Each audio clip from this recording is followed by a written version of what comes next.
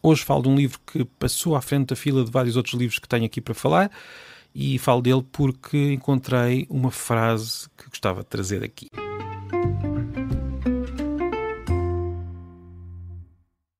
Bem-vindos à Pilha de Livros. Esta é uma pilha de livros que, como todas as pilhas de livros, às vezes baralha-se. Temos livros que estavam por baixo que de repente passam para cima, livros que estavam em cima que de repente se perdem numa outra pilha de livros. É o que acontece. Eu tinha pensado num livro em particular para hoje, mas esse vai ter de ficar para outro dia, porque entretanto houve um livro que passou à frente. É um livro que eu tenho andado a ler nos últimos anos. Vou lendo de vez em quando, normalmente nas férias.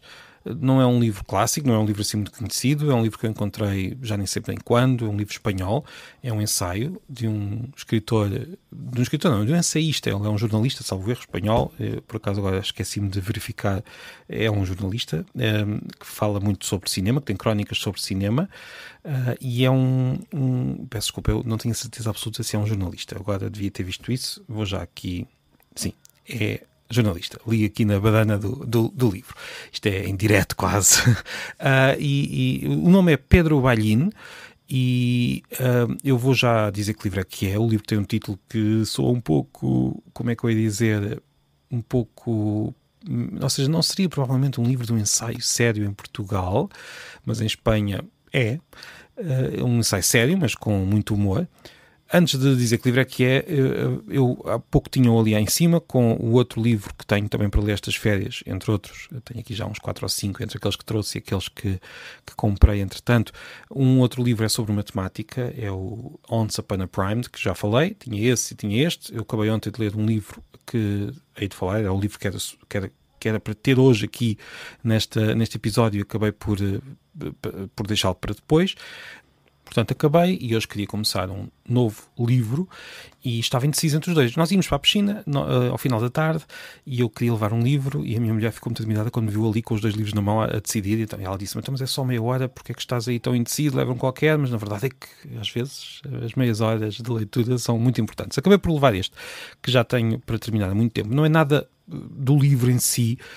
Estou a gostar muito de ler, e quando eu digo estou a gostar é algo que já vem desde 2020 ou 21, já não me lembro, mas pelo menos há 2 anos que eu estou a ler. Vou ler devagarinho, não sei porquê, por vários motivos fui sempre deixando de passar outros livros à frente, mas é um livro de que estou a gostar muito.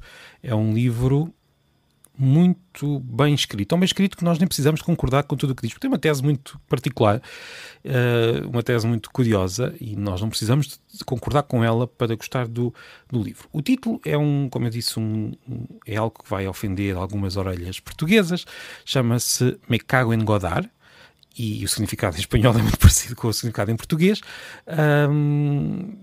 Enfim, é uma expressão mais habitual em espanhol provavelmente do que será em português.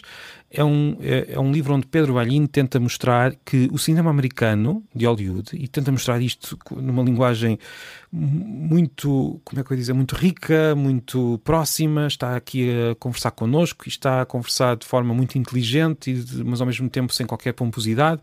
É um livro que tenta mostrar, ou tenta demonstrar esta tese muito pessoal, e como ele diz, é normal que as pessoas não concordem, ele gosta até de receber argumentos contrários, mas o que ele quer dizer com este livro é que, ao contrário do cinema europeu, o cinema americano sempre se preocupou muito claramente e de forma muito profunda em criticar o sistema americano. É um cinema que critica o sistema americano e que está sempre do lado mais à esquerda. Este é um autor de esquerda que tenta defender Hollywood, que tenta dizer que Hollywood é aquilo que se calhar os europeus pensam que o seu cinema europeu é, e que não é um cinema, ou seja, o cinema europeu não faz aquilo que o cinema de Hollywood faz, que é criticar o sistema com letra maiúscula, se quisermos. É, portanto, uma teoria muito fora do que é normal, mas vou já confessar que ele é muito convincente com todos os argumentos que mostra, e vê-se pelo livro que ele sabe muito, muito de cinema, bem mais do que eu, certamente, e acabamos o livro a querer ver mais filmes, a querer saber mais, a querer também ler mais deste autor, para dizer a verdade. É um livro que teve bastante sucesso em Espanha, pelo menos aqui a edição que eu tenho é a terceira edição, e mais uma vez, mesmo que ache que esta tese é absurda, leia o livro, nem que seja pela linguagem, pela forma como está escrito. É uma demonstração como nós podemos usar a língua, neste caso o castelhano, para escrever um ensaio complexo, nada pomposo, e que apetece ler e que nos ensina, já agora, nos ensina pelo menos a ver o cinema com outros olhos, mesmo que não sejam os nossos olhos. Já agora, um dos argumentos que ele apresenta e que eu acabei de ler nesta parte que estou a ler, a primeira já foi há não sei quantos anos, já nem me lembro muito bem, mas um dos argumentos é a forma como os filmes de adolescentes dos anos 80 e 90 em geral estavam sempre do lado daqueles que estão a ser vítimas de bullying, para usar a expressão mais habitual, aqueles que são os rejeitados pelos populares, aqueles que não são os mais os que têm mais sucesso na escola, são esses normalmente que que têm a simpatia do filme e dos espectadores, e isso nós sabemos que acontece em muitos filmes. Aconselho mesmo a ler este livro. Mas agora confesso, eu não teria trazido este livro para esta pilha de livros, para este episódio, não teria posto à frente do outro livro que eu quero falar em que vou falar do que é o romance, que é um tema muito mais literário, se calhar, do que este, ou se calhar não. Eu não teria feito isso se não me tivesse passado à frente quando recomecei a ler, logo na primeira página desta parte. Eu estou neste momento estou na página 259, mas há pouco, quando recomecei a ler o livro, foi na página 236, já li umas quantas, desde há pouco, e apareceu-me esta frase magnífica que eu vou tentar traduzir aqui à pressão.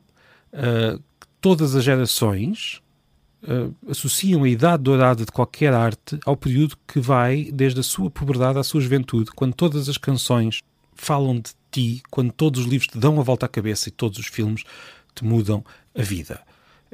Fim de citação.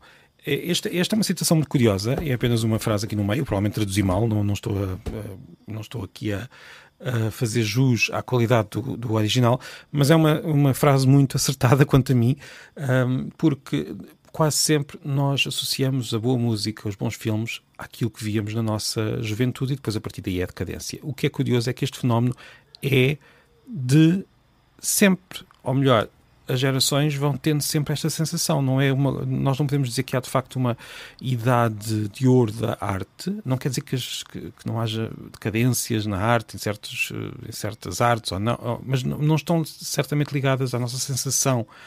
O cinema dos anos 80 e dos anos 90 parece-nos muito mais imediato, precisamente porque era aquele que nós víamos quando estávamos com a vida ainda por desembrulhar, uma expressão que ele também usa logo à frente. Poderão também dizer-me que não, que o cinema de hoje é claramente pior, mas temos de ver isto de forma mais alargada. Nós não temos de ver isto como algo mais, não tanto o cinema que vemos no cinema, mas se virmos a arte audiovisual como tudo o que se produz para televisão, para cinema, enfim, se calhar aí já é mais difícil dizer que hoje estamos numa época de decadência. E estou certo que as pessoas que têm hoje 15 anos, daqui a uns 20, 25 anos já vão sentir uma grande nostalgia por causa de tudo o que viam nesta altura, nesta época, e que já terão perdido quando tiverem uma idade mais respeitável, digamos assim.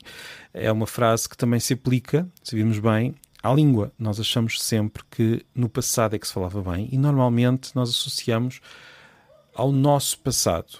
Na nossa época, na escola, falava-se bem, os nossos colegas falavam bem, os mais novos hoje já deram cabo da língua. E isto é desde sempre que os mais novos andam a dar cabo da língua, e desde sempre que os mais novos andam a dar cabo da arte e da música e de tudo mais. É, se formos ver bem, uma espécie de verdade universal da humanidade. Os jovens estão sempre a estragar aquilo que os mais velhos tinham feito, ou tinham visto, ou tinham vivido, e esses mais velhos recordam sempre com saudade daquilo que tinha acontecido na sua juventude, quando também tinham andado a estragar aquilo que os ainda mais velhos tinham feito e visto. E, enfim, é quase que a lei da vida, esta sensação de decadência que todos temos, agora convém ter cuidado e não confundi-la com a realidade, não pensar que por acaso nós, a nossa geração em particular, seja ela qual for, teve a sorte de ser de facto a melhor geração e com o melhor cinema, com os melhores livros e com o melhor tudo. Isso seria muito pouco provável se formos a ver bem. E pronto, agora vou ali acabar de ler o livro. Pode ser que seja hoje, já não falta muito, já não faltam muitas páginas. Pode ser que seja agora que acabe de ler este livro que já me acompanha há alguns anos.